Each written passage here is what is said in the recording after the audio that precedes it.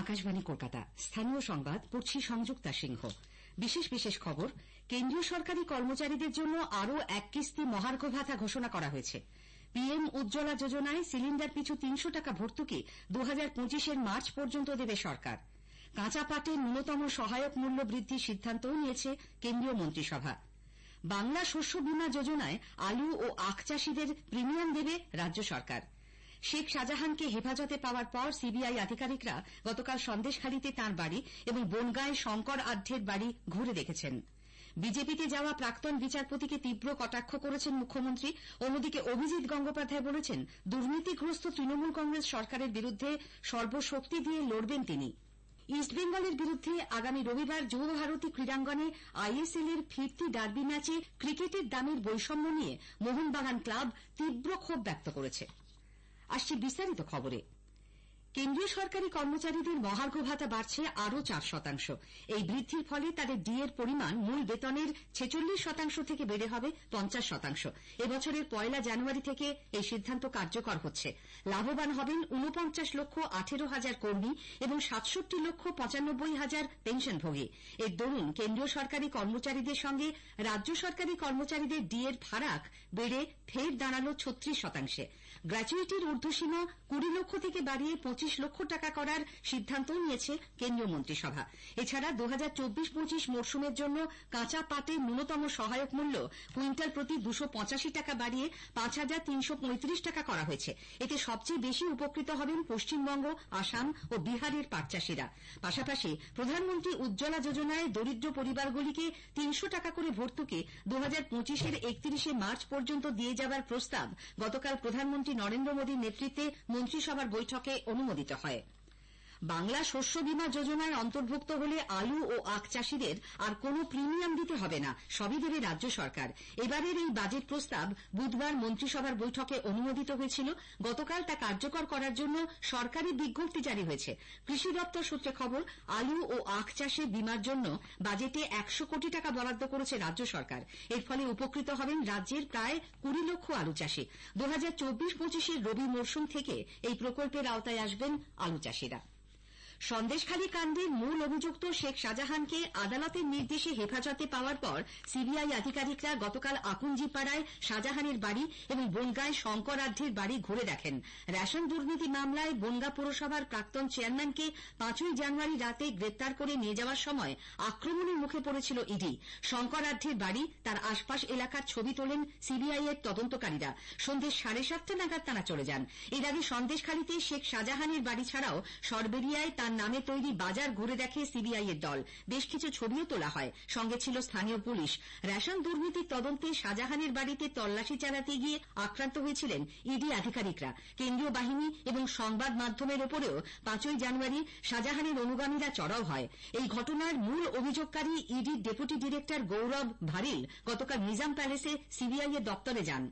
এদিকে নারী দিবসের প্রাক্কালে কলকাতায় গতকাল তৃণমূল কংগ্রেসের পদযাত্রায় যোগ দেবার পর সন্দেশখালীর কয়েকজন মহিলা অভিষেক বন্দ্যোপাধ্যায়ের সঙ্গে দেখা করেন। এক্স হ্যান্ডেলে তাদের সঙ্গে তৃণমূল কংগ্রেসের সর্বভারতীয় সাধারণ সম্পাদকের ছবি পোস্ট করা হয়। কলেজ স্কোয়ার থেকে ডরিনা ক্রসিং পর্যন্ত মিছিলে পা মেলান মুখ্যমন্ত্রী মমতা ব্যানার্জি। এরপর ধর্মতলার সমাবেশে তিনি দাবি করেন, বিজেপি নেতারা এরাজ্যের মহিলাদের নিরাপত্তা নিয়ে যতই অপপ্রচার করুন, দেশের মধ্যে পশ্চিমবঙ্গেই নারীদের সুরক্ষা সবচেয়ে বেশি। এখানে নাকি মহিলারা সবচেয়ে বেশি নির্যাতিত হন। আমি চ্যালেঞ্জ করে বলছি, Bengal is the only place যেখানে মহিলারা সেফ এবং সেফেস্ট স্টেট। বিহারে বিচার হয় না, ইউপিতে বিচার হয় না, রাজস্থানে বিচার হয় না, হাতরাসে বিচার হয় না। মণিপুরে যখন মহিলারা জ্বলছিল আর নেকেট প্যারেড হচ্ছিল, কোথায় ছিলেন বিজেপি নেতারা?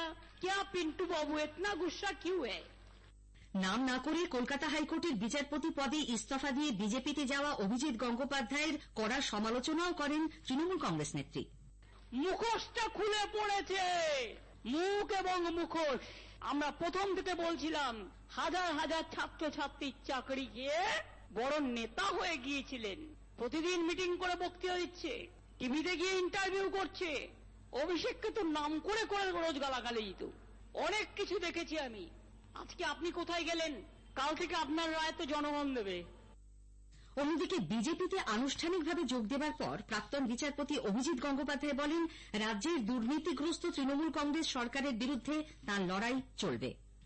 আমাদের প্রথম উদ্দেশ্য হচ্ছে পশ্চিমবঙ্গ থেকে একটা দুর্নীতিগ্রস্ত দলের এবং একটা দুর্নীতিগ্রস্ত সরকারের বিদায় লগ্নের সূচনা করে দেওয়া এই লোকসভা ভোটে, যাতে 2026-এ তারা আর ক্ষমতায় আসতে না পারে। বিজেপির ক্ষমতায় আসা খুব দরকার বাংলার প্রয়োজনে, এবং একজন বাঙালি হিসেবে আমি অত্যন্ত কষ্ট পাই যখন দেখি যে বাংলা ক্রমাগত পিছিয়ে পড়ছে আর পিছিয়ে পড়ছে। সন্দেশখালী যাওয়ার চেষ্টায় ফের ব্যর্থ হলেন বিজেপি মহিলা মোর্চার নেত্রীরা।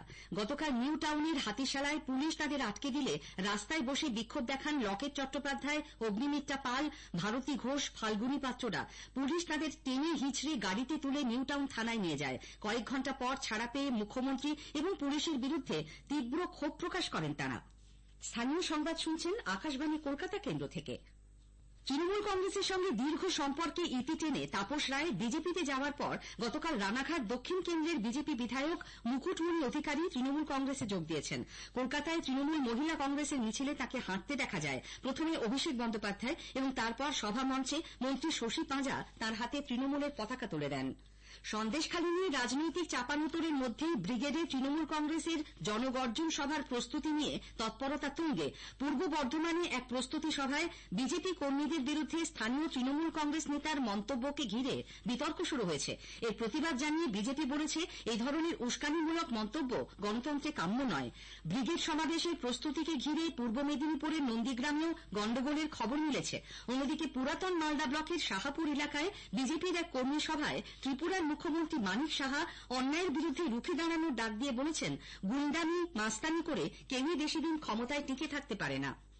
গাড়ির ড্যাশবোর্ডে এলসিডি স্ক্রিনের ভেতর গোপন চেম্বার বানিয়ে সোনা পাচারের খবর থাকায় কেন্দ্রীয় রাজস্ব গোয়েন্দা দপ্তরের আধিকারিকরা শিলিগুড়ি সংলগ্ন ফুলবাড়ি এলাকায় অভিযান চালিয়ে একটি গাড়ি থেকে 70টি সোনার বিস্কুট উদ্ধার করেছেন। প্রায় 11 কেজি 620 গ্রাম ওজনের এই সোনার আনুমানিক বাজার মূল্য 7,54,00,000 টাকার বেশি। গ্রেপ্তার হয়েছেন হরিয়ানার বাসিন্দা 2 ব্যক্তি। কলকাতা পুরসভার আরও 2টি ওয়ার্ডে চালু হল urban health and wellness centre. 80 নম্বর ওয়ার্ডের গার্ডেন রিচ রোডে এবং 69 নম্বর ওয়ার্ডের আহিরিপুকুর রোডে এই 2টি সুস্বাস্থ্য কেন্দ্রের গতকাল উদ্বোধন করেন রাজ্যের পুর ও নগর উন্নয়ন মন্ত্রী তথা কলকাতা পুরসভার মেয়র ফিরহাদ হাকিম। পুরসভার স্বাস্থ্যকেন্দ্রের মতোই এই হেলথ অ্যান্ড ওয়েলনেস সেন্টারে সাধারণ মানুষ বিনামূল্যে চিকিৎসার সুবিধা পাবেন বলে মেয়র জানিয়েছেন। আজ আন্তর্জাতিক নারী দিবস। নানা কর্মসূচির মধ্যে দিয়ে দিনটি পালন করবে সরকারি অসরকারি বিভিন্ন সংগঠন। মহাশিবরাত্রিও আজ দেশ জুড়ে পালিত হচ্ছে। এরাজ্যে শৈবতীর্থ এবং শিব মন্দিরগুলিকে সুন্দরভাবে সাজানো হয়েছে। চিরাচরিত ধর্মীয় আচার মেনে অনেকেই উপবাস করছেন। শিবের মাথায় জল ঢেলে পুজো দেবেন তাঁরা। ফাল্গুনের শেষেও দক্ষিণবঙ্গের ঠান্ডার আমেজ। কলকাতায় আজ সকালে সর্বনিম্ন তাপমাত্রা 19.3 ডিগ্রি সেলসিয়াস, স্বাভাবিকের চেয়ে 2 ডিগ্রি কম। গতকাল দিনের তাপমাত্রা ছিল 26.7, স্বাভাবিকের 6 ডিগ্রি নিচে। তাপমাত্রার এই ওঠানামায় জ্বর, সর্দি, কাশি, পেটের গোলমালের মতো সমস্যা নিয়ে চিকিৎসকের দ্বারস্থ হচ্ছেন বহু মানুষ। ইস্টবেঙ্গলের বিরুদ্ধে আগামী রবিবার যুবভারতী ক্রীড়াঙ্গনে আইএসএল এর ফিরতি ডার্বি ম্যাচে টিকিটের দামের বৈষম্য নিয়ে মোহনবাগান ক্লাব তীব্র ক্ষোভ ব্যক্ত করেছে। ক্লাবের তরফে বিবৃতি দিয়ে অভিযোগ করা হয়েছে, ফুটবলকে কালিমালিপ্ত করেছে ইস্টবেঙ্গল। কোন ম্যাচে আয়োজক দলের সমর্থকদের চেয়ে প্রায় দ্বিগুণ বেশি দামে অ্যাওয়ে দলের সমর্থকদের টিকিট কিনতে হচ্ছে। পৃথিবীর ইতিহাসে কোথাও এমন ঘটনা ঘটেনি। কলকাতার ডার্বির ইতিহাসে এটা লজ্জাজনক ঘটনা। ইস্টবেঙ্গল ক্লাবের এই অখেলোয়াড়োচিত মানসিকতাকে ধিক্কার জানিয়ে মোহনবাগান ক্লাব সিদ্ধান্ত নিয়েছে, এই ডার্বির টিকিট তারা কিনবেন না, বিক্রিও করবেন না। ডার্বি দেখতে যাওয়া বয়কট করছেন তারা। এদিকে টিকিটের দাম নিয়ে দুঃখ প্রকাশ করে ইস্টবেঙ্গল ক্লাবের কর্তা দেবব্রত সরকার বলেছেন, টিকিটের দামে বৈষম্যের বিষয়টি ঠিক হয়নি। আগামী দিনে যাতে এটা না থাকে সেই চেষ্টা করা হবে। জনসাধারণকে তাদের লোকসভা কেন্দ্রের বিশদ তথ্য এবং সেই এলাকায় চালু থাকা বিভিন্ন কেন্দ্রীয় সরকারি প্রকল্প ও উন্নয়ন সম্পর্কে অবহিত করতে আকাশবাণী কলকাতার সংবাদ বিভাগ শুরু করেছে বিশেষ অনুষ্ঠান ভারত বিকাশ ডায়েরি। প্রতিদিন রাত 8:50-এ গীতাঞ্জলি প্রচার তরঙ্গে শুনুন 10 মিনিটের এই অনুষ্ঠান। আমাদের সোশ্যাল মিডিয়াতেও অনুষ্ঠানটি সরাসরি শোনা যাচ্ছে। আজকের প্রতিবেদনে থাকছে কৃষ্ণনগর ও দমদম লোকসভা কেন্দ্র। স্থানীয় সংবাদ শেষ হলো।